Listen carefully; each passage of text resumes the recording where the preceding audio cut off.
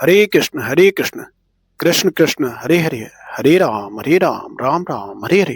हरे कृष्ण कृष्ण कृष्ण हरे राम राम हरे हरे। हरे कृष्ण कृष्ण कृष्ण हरे राम राम हरे हरे। आज भी श्रीमद् भागवतम के एक और श्लोक से कुछ सीखने, जानने, समझने, जीवन में लाने की कोशिश करते हैं।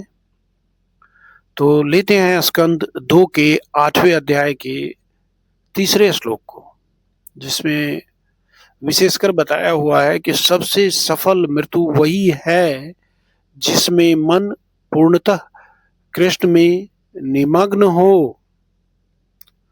तो स्मरण कर लेते हैं उस श्लोक को, फिर इसकी व्याख्या देखते हैं।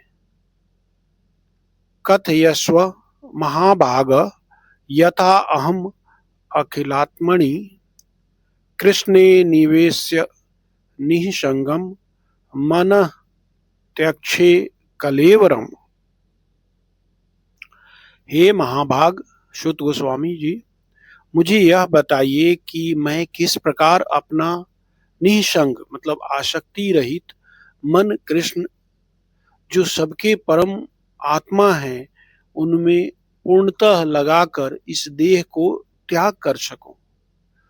राजा परीक्षित मृत्यु समय समीप देखकर जीवन का सर्वोच्च प्रश्न पूछ रहे हैं कि कैसे मन को कृष्ण में स्थिर कर देह त्याग किया जाए। प्रभुपाद जी बताते हैं कि सबसे सफल मृत्यु वही है जिसमें मन पूर्णतः कृष्ण में निमग्न हो। अखिलात्मनि कृष्णे, भगवान केवल परमात्मा ही नहीं, समस्त जीवों के परम आधार हैं। इसलिए मन को उनमें लगाना सबसे सुरक्षित और पूर्ण साधना है। निसंगम मन, इसका अर्थ है संसार की अस्थायी वस्तुओं के प्रति मानसिक आकर्षण छोड़ना और मन को एक ही विषय पर टिकाना। वो श्री कृष्ण जी,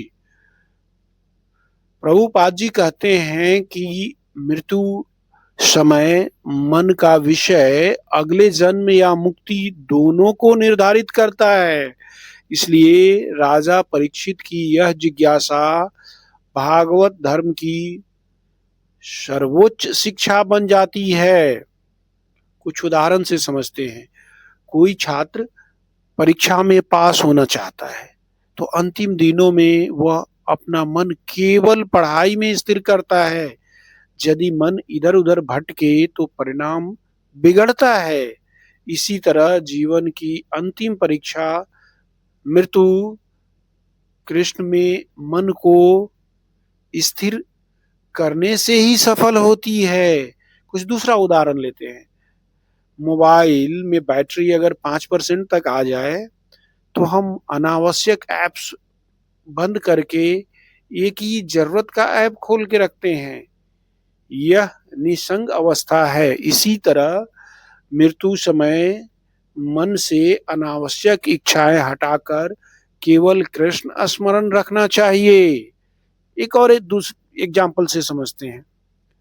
जब हवा चलती है, दीपक की लौ डोलती है, परंतु यदि कांच से ढक दे तो ये लौ स्थिर रहती है। कृष्ण स्मरण वही कांच है जो मनुष्य को मृत्यु समय स्थिर रखता है। यह श्लोक किसने कहा, किसको कहा, कब कहा, कहाँ कहा, क्यों कहा, इस चीज को थोड़ा ध्यान देते हैं।